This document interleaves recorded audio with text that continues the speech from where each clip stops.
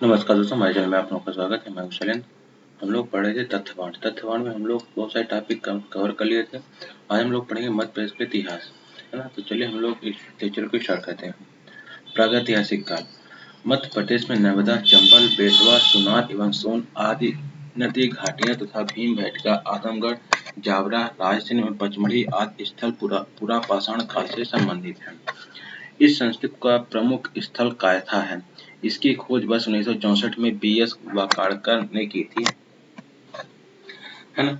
रायसेन जिले के भीमबेटका में लगभग 700 शैलाश्रय प्राप्त हुए हैं, जिसमें लगभग 500 शैलाश्रयों में चित्रांकन किया गया है।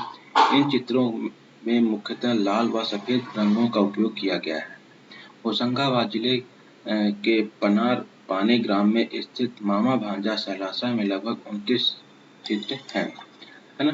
मध्य प्रदेश में सर्वप्रथम नौदा टोली और महेश्वर के उत्खननों से विशिष्ट रूप की ताम्र पाषाणिक सभ्यता प्रकाश में आई है।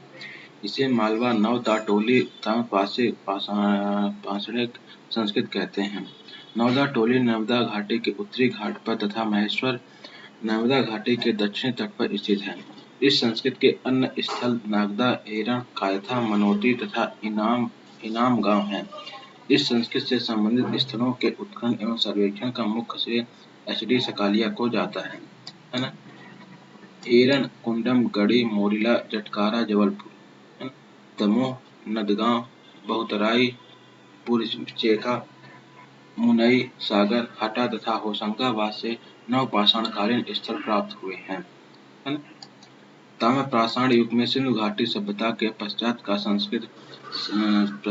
सांस्कृतिक विस्तार मालवा क्षेत्र तक था, जहां नागदा, नौदा टोली, कायथा, औरा, एरन, बेसनगर आदि के उत्खननों में इस सभ्यता के महत्वपूर्ण अवशेष मिले हैं।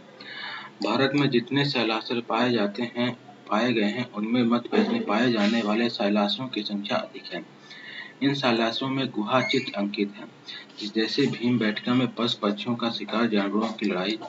उज्जैन के मंगलनाथ को पृथ्वी का केंद्र माना जाता है। भीमबेटका की खोज विष्णु वाकाड़कर द्वारा की गई है। नागदा पुरातात्विक स्थल चंबल नदी के किनारे स्थित है, उज्जैन में। मध्य प्रदेश के पाषाणकालिक स्मारक सीधी तथा रीवा जिले में पाए गए हैं, है ना। मध्य प्रदेश में नर्मदा, चंबल, बेतवा, सुनार एवं सोन आदि नदी घाटियां तथा भीमबेटका, आजमगढ़, जावरा, रायसेन एवं पचमढ़ी आदि स्थल पूरा पाषाण काल से संबंधित हैं, है ना। अब देखते हैं पौराणिक काल। पौराणिक कथाओं के अनुसार कारकोट नागवंशी शासक नर्मदा के किनारे काठी के शासक थे और इन्होंने अपनी पुत्री नर्मदा का विवाह इक्ष्वाकु वंश के राजा पुरकुस्त के साथ किया था। पुरकुस्त ने रेवा नदी का नाम परिवर्तित कर नर्मदा कर दिया था। इसी वंश के मुचकुंद ने विश्व तथा सतपुड़ा पर्वत श्रेणी के बीच माधांता नगरी की स्थापना की थी। कालांतर में यदुवंश की हय नामक शाखा के राजा महिष्मति ने माधांता नगरी पर अधिकार कर इसका नाम महिष्मति रख दिया था। रामायण, महाभारत तथा पुराणों के अनुसार अंतिम वैवस्व मनु के 9 पुत्रों में से कुरुश नामक पुत्र द्वारा कुरुश देश की स्थापना की गई, जिसे वर्तमान में बघेलखंड के नाम से जाना जाता है। उत्तर वैदिक आनर जाति में मध्य प्रदेश के जंगलों में निवास करने वाली जाति निषाद का नाम विशेष रूप से उल्लेखनीय है। दंडकारण्य वन का नाम इक्ष्वाकु के पुत्र दंडक के नाम से पड़ा है। नर्मदा नदी के किनारे मंडला जिले में परशुराम ने अपना आश्रम बनाया था। महाभारत काल में वत्स, काशी, चेदी, कारुस, दासार्थ और मत्स्य अर्थात बघेलखंड तथा बुंदेलखंड की सीमा के जनपदों के राजाओं ने पांडवों की ओर से युद्ध में भाग लिया था, जबकि महिष्मति, अवंती, भोज आदि विदर्भ तथा निषाद की राजाओं ने कौरवों की ओर से महाभारत के युद्ध में भाग लिया था, है ना। प्राचीन काल। मध्य प्रदेश में महाजनपद काल। बौद्ध ग्रंथ अंगुत्तर निकाय तथा जैन ग्रंथ महावती सूत्र से उल्लिखित 16 जनपदों में से चेदी व अवंती नामक 2 महाजनपद वर्तमान मध्य प्रदेश में स्थित हैं। यह महाजनपद मध्य तथा पश्चिम में मालवा क्षेत्र में स्थित था। इसके 2 भाग उत्तरी अवंती तथा दक्षिणी अवंती थे। उत्तरी अवंती की राजधानी उज्जैनी थी तथा दक्षिणी अवंती की राजधानी महिष्मति थी। चेदी राज्य का विस्तार सोनभद्र घाटी से लेकर नर्मदा नदी तक था। पर्वतीय चेदी राज्य में कलचुरी वंश का शासक था, जिसका विस्तार उत्तर में कालिंजर तक था। महाभारत कालीन चेदी राज्य की राजधानी सुक्तिमती व सुक्तिसहाय थी, जिसे जातक कथाओं में सुस्तिवती कहा गया है। मध्य प्रदेश में मौर्य काल। महावंश के प्रमाण के अनुसार बिरसा या बेसनगर में अशोक की भेंट एक शक वंश के व्यवसायी की पुत्री देवी कुमार देवी से हुई, जिसे उसने विवाह कर लिया था। सांची का स्तूप। सम्राट अशोक ने 3वीं शताब्दी ईसा पूर्व में सांची के बौद्ध स्तूप का निर्माण करवाया था, जो मूल रूप से ईंटों से निर्मित है। 1858 में जनरल टेलर ने सांची स्तूप की खोज की थी। तुमैन का स्तूप। तुमैन जिला गुना, बिरसा तथा मथुरा को जोड़ने वाला व्यापारिक मार्ग पर स्थित है। उज्जैन का बौद्ध महास्तूप। सम्राट अशोक द्वारा अपनी पत्नी कुमार देवी के लिए उज्जैन में एक विशाल स्तूप का निर्माण करवाया गया था, जिसके अवशेष वैश्य टेकरी नामक टीले के रूप में विद्यमान हैं। अशोक ने बिरसा के शक वंशी व्यापारी की पुत्री कुमार देवी महादेवी से विवाह किया था।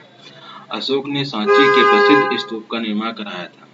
इसके अतिरिक्त उसने सुनारी, सांची, सरदारा, भोजपुर, उज्जैन में भी अनेक स्तूपों का निर्माण करवाया था, है ना।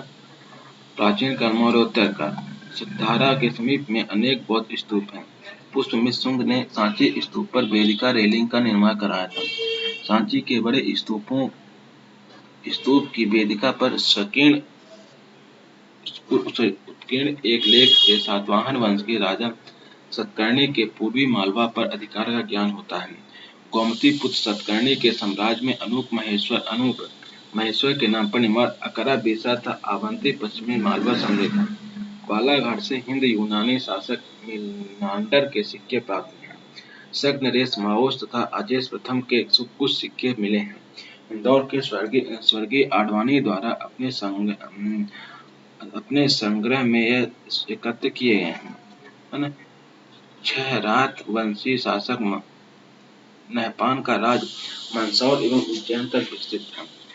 तकारमक वंशी शक शासक षष्टक की राजधानी उज्जैनी थी। उसके सिक्के उज्जैन तथा शिवपुरी में मिले हैं। कुषाण शासक कनिष्क के सिक्के बिलासपुर और शहडोल जिले से प्राप्त हुए हैं। कनिष्क के पुत्र वार्षिक का उल्लेख सांची से प्राप्त होता है। नाग वंश के शासकों के सिक्के बिरसा बेसनगर से प्राप्त हुए। त्रिपुरी। आधुनिक तेवर जबलपुर से बोधि वंश के राजा महासेन की जानकारी मिलती है ना। मध्य प्रदेश में गुप्त काल। समुद्रगुप्त के एरन से प्राप्त अभिलेख अनुसार एरन उसके समय से स्वभोग नगर था। गुप्त इतिहास में कांच नामक शासक के सिक्के बिरसा से प्राप्त हुए। चंद्रगुप्त द्वितीय ने उज्जैनी को अपनी राजधानी बनाया था। चंद्रगुप्त द्वितीय द्वारा बिरसा क्षेत्र में किए गए अभियान का पता उदयगिरि गुफा लेख से मिलता है। वकाटक वंश का संस्थापक बिंदुसार प्रथम बिरसा का शासक था।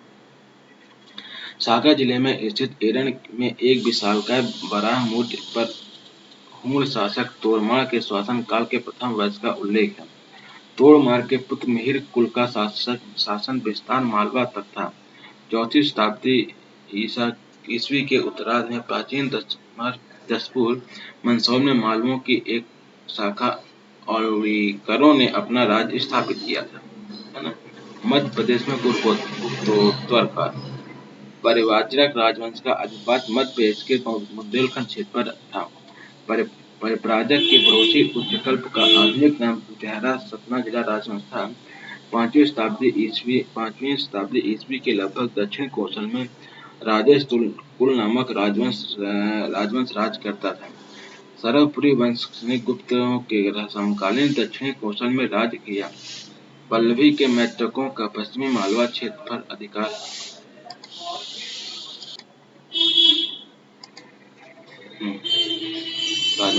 पांचवी शताब्दी ईस्वी के लगभग दक्षिण कौशल में राजर्षि कुल नामक राजवंश राज्य करता था। सरवपुरी वंश के गुप्तों के समकालीन दक्षिणी कौशल में राज्य किया। पल्लव के मैत्रिकों का पश्चिमी मालवा क्षेत्र पर अधिकार का ज्ञान रतलाम जिले से प्राप्त ताम्रपत्रों से होता है। बाणभट्ट के ग्रंथ हर्षचरित के अनुसार हर्षवर्धन अपनी बहन राजेश को खोजने विंध्याचल पहुंचा था। नर्मदा के तट पर हर्ष एवं पुलकेशिन द्वितीय के बीच युद्ध हुआ था, है ना। मध्य प्रदेश में राजपूत का काल। 1 मिनट।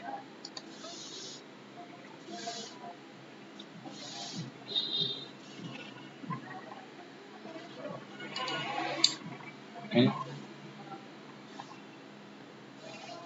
अब ये जो मध्य प्रदेश का राजपूत का काल, ये नेक्स्ट पार्ट में पढ़ेंगे, है ना। तब तक के लिए यहाँ तक के लिए मैं अब इस लेक्चर का समाप्त करता हूँ। हमारे चैनल को सब्सक्राइब कर लीजिएगा। धन्यवाद। क्योंकि वीडियो बनाएंगे ज़्यादा बड़ा हो जाएगा।